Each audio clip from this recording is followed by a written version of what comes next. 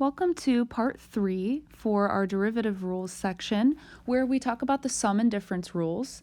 And really, this derivative rule is kind of a weird one in my opinion because it's putting together things that we already know, but it's only telling us that if we have a function that's more than one term, where there's a sum or a difference, plus or minus, then we simply just take the derivative of each one of those terms separately.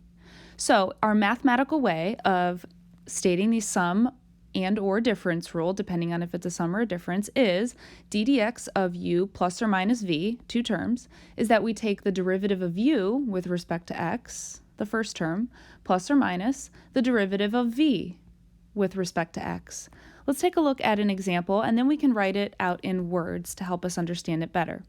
Now, this function down here, y, is in terms of t. So instead of writing dy dx, we are going to write dy dt because it's the derivative of y with respect to the variable t instead of x in this case. So we are going to take the derivative of each term separately. I'm going to write this in a real mathematical way just to show you this is what's written in your book. Once you understand the process, you do not have to do this for each term. We're going to take the derivative with respect to t of our first term, t cubed, which we'll use the power rule. Then we're going to take the derivative of our second term, 6t squared, again using the power rule. Oh, I don't know why I wrote 10. I meant to write 6t squared. Then we're going to take the derivative of our third term. Note I put a minus sign there because there's a minus sign, of 5/3 t using the power rule. Then we're going to take the derivative with respect to t of our final term, 10, and 10's a constant, so we'll use the constant rule. Now you do not have to write this all out, I'm just showing you what we're doing essentially. All right, the derivative of t cubed using the power rule is 3t squared. So if you do not understand why that is, take a look back at the power rule video. Then our second term, the derivative with respect to t of 6t squared, is going to be 12t to the first, or just 12t. The derivative of our third term, which you could have put a plus here and the negative in here, it doesn't really matter, but it'll be a minus. And 5/3 t, the derivative of that is, we'll bring the 1 out front. 1 times 5/3 is 5/3, and it's t to the 0, which is just 1. So the derivative of that term is just 5/3. And then the derivative of 10, 10's a constant, is 0. So we don't write a plus 0, we just don't have a term there anymore. So our derivative of y with respect to t is this trinomial here, this quadratic trinomial. So let's write this in a less mathematical way. What essentially did we just do? Well, when we have more than one term, I'm just going to write simply, take the derivative of each term separately. And that's when we have a sum or a difference, not a product or a quotient, which we'll see what that is later. So we take the derivative of each term separately when they're being added or subtracted. Not too bad. We're going to end this video with 2 practice problems because there's really not a whole lot of new explanation that needs to occur. Let's take a look at number 1. To find dy, and in this case it's dx since the variable is x, the derivative of y with respect to x is, we just use the sum and difference rules and then the power rule for these 2 terms, and then the constant rule because this is a constant.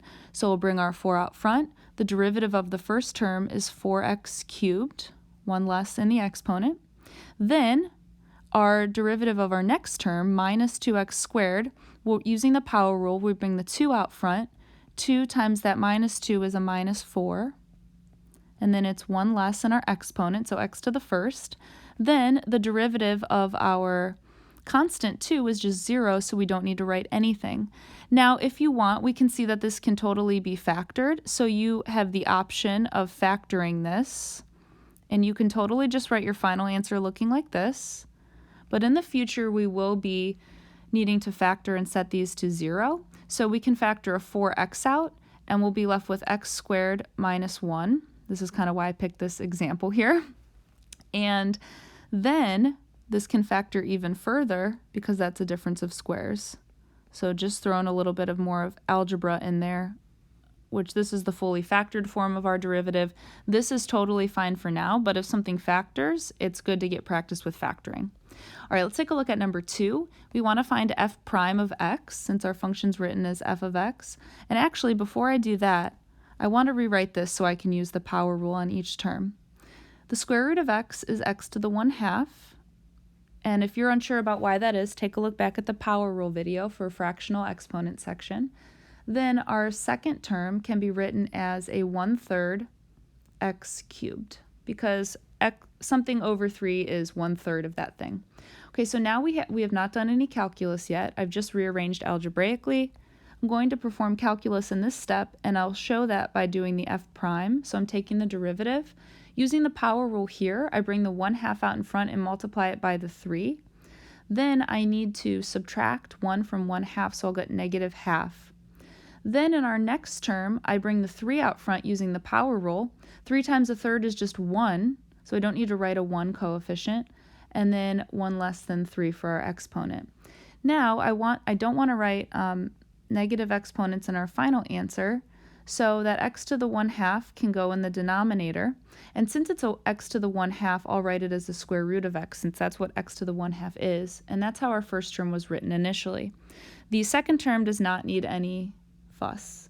It is written appropriately. And there we have it. The sum or difference rules is really just a fancy way to say take the derivative of each term separately, like you already know how to.